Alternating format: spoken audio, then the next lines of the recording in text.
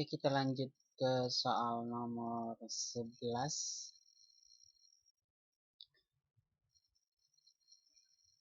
Monera disebut juga kelompok makhluk hidup A. Unicellular, B. Eukaryotik, C. Prokariot, D. Autotrof.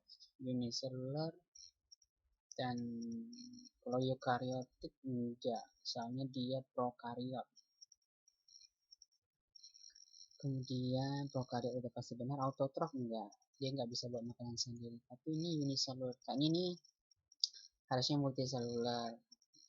Kalau unicellular benar, prokaryotik benar. Soalnya ada yang keliru, berarti jawabannya harusnya ini multicellular, berarti jawabannya prokaryotik. Kalau enggak, berarti dua-duanya unicellular dan prokaryotik. Oke, soal nomor 12. Tapi sebelum itu di sini ada tampilan ciri-ciri Monera. Monera itu sekelas bakteri. Jadi kalau bakteri itu ciri-cirinya yang pertama itu mikroskopis, ukurannya paling kecil, dapat diamati dengan mikroskop cahaya. Ukurannya itu 0,1 sampai 0,5 mikron. Dia nggak punya membran inti atau prokaryotik, kemudian unicellular hanya terdiri dari satu sel. Dia memiliki dinding sel yang tersusun oleh peptidoglican. Kemudian dia punya membran sel, dia punya cairan sel atau sitoplasma, dia punya DNA, punya plasmid, ribosom, dan mesosom. Dan beberapa bakteri dapat mensekresikan lendir ke permukaan dinding sel. Lanjut soal nomor 12. Tanaman di bawah ini yang termasuk tumbuhan biji tertutup atau angiospermae. Jadi tumbuhan berbunga atau spermatopita itu dibedakan menjadi dua, yaitu gymnospermae dan angiospermae. Gymnospermae itu tumbuhan biji terbuka, sedangkan angiospermae tumbuhan biji tertutup. Nah, gymnospermae itu contohnya ada 5, yaitu melinjo, pakis haji, pinus, ginseng, damat. Jadi pinus ini gymnospermae, melinjo ini gymnospermae, pakis haji ini gymnospermae. Jadi tanaman di bawah ini termasuk tumbuhan biji tertutup, ya kacang tanah atau Araceae hypogaea. Karena kacang tanah ini adalah angiospermae, selebihnya adalah gymnospermae. Jelas ya, ini ciri-ciri angiospermae tumbuhan biji tertutup. Yang pertama itu alat perkembangbiakannya berupa bunga. Kalau gymnospermae, dia alat perkembangbiakannya organ yang menyerupai bunga atau strobilus.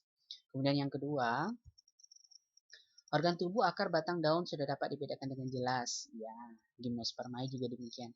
Susunan daunnya mirip, menjadi, sejajar, dan beraneka ragam. Ya, karena angiospermae ini nanti terbagi menjadi dua itu, monokotil dan dikotil. Nah, bijinya tersimpan dalam daun buah atau daging buah atau karpel. Bijinya tertutup oleh karpel. Makanya disebut dengan biji tertutup. Kalau gymnospermae bijinya terbuka karena tidak ada karpel yang menutupi. Clear ya? Nah, ini pembagian angiospermae, ada monokotil, ada dikotil. Ini ciri-cirinya bisa kalian baca sendiri di sini. Udah sangat jelas. Kemudian lanjut soal nomor 13. Bagian yang menghasilkan sel kelamin betina pada tumbuhan paku adalah untuk menjawab ini kita harus tahu pola atau siklus hidup tumbuhan paku. Kita buka saja. Nih, siklus hidup tumbuhan paku. Jadi yang pertama itu dari spora. Spora itu yang bintik-bintik hitam yang terdapat di bawah permukaan daun biasanya. Kalau jatuh di tanah nanti dia muncul individu baru. Jadi spora ini berkembang biak menjadi protalium. Jadi protalium ini fase gametofit dari spora. Nah, protalium terbagi menjadi dua nanti. Ada antheridium, ada archegonium. Antheridium ini menghasilkan sel spermatozoid. Kalau archegonium menghasilkan sel telur. Nah, dua-dua sel sperma dan sel telur menyatu membentuk zigot. Zigot membentuk tumbuhan paku, merupakan fase sporofit. Kemudian tumbuhan pakunya membentuk sporofit. Kemudian sporofitnya membentuk sporangium atau kotak spora. Kemudian sporangiumnya membentuk spora. Begitu seterusnya. Ini namanya siklus. Jadi pertanyaannya tadi antheridium ya jawabannya. Oh, sel kelamin betina, sorry.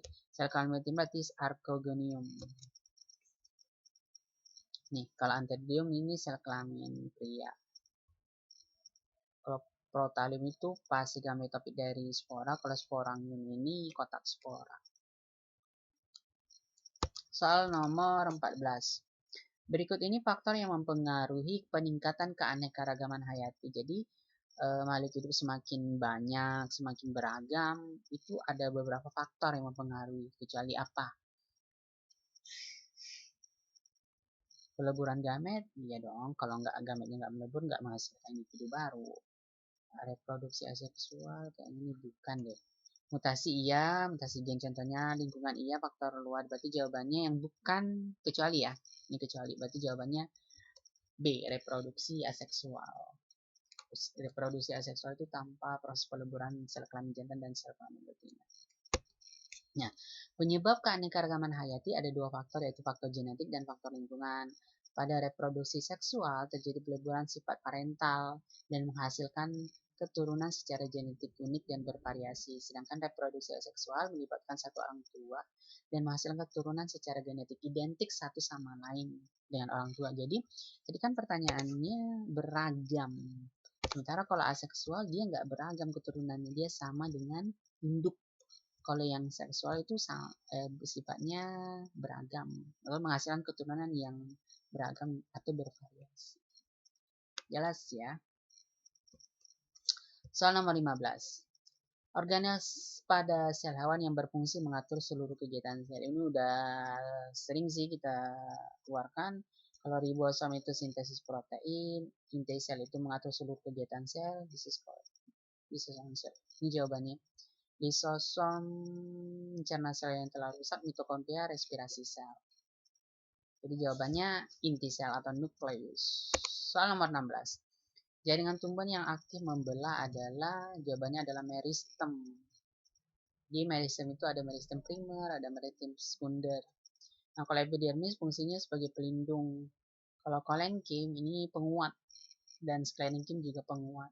Untuk lebih detailnya silahkan perhatikan tabel ini.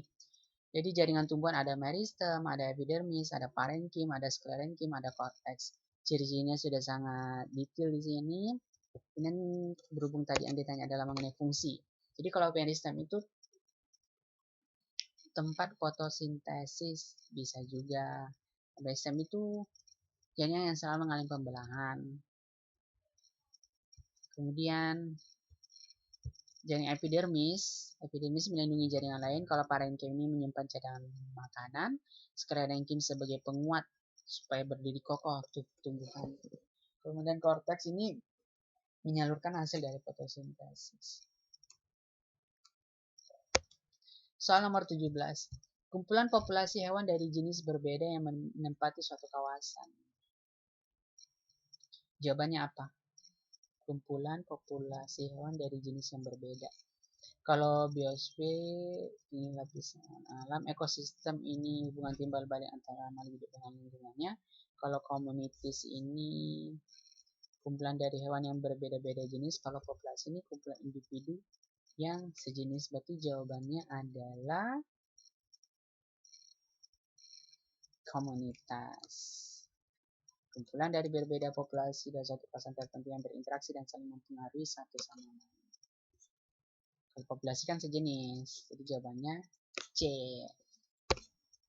Nih, sudah ada Bapak buatkan perbedaan antara individu, populasi, komunitas. Jadi individu itu makhluk hidup tunggal, contohnya seekor ayam. Kalau populasi itu kumpulan individu yang sejenis, misalnya di padang rumput hidup sekelompok kelinci. Dan komunitas ini kumpulan individu yang berbeda jenis yang saling berinteraksi antara satu dengan yang lain. Soal nomor 18. Hubungan yang terjadi antara tali putri dengan tumbuhan inangnya. Ini tali putri inangnya salah satu contoh interaksi simbiosis parasitisme. Jadi yang untung adalah tali putri, yang rugi adalah inangnya.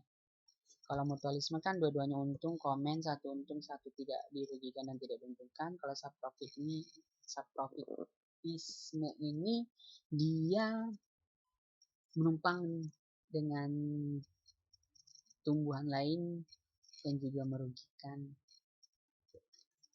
Ini contoh, beberapa contoh simbiosis parasitisme adalah lalat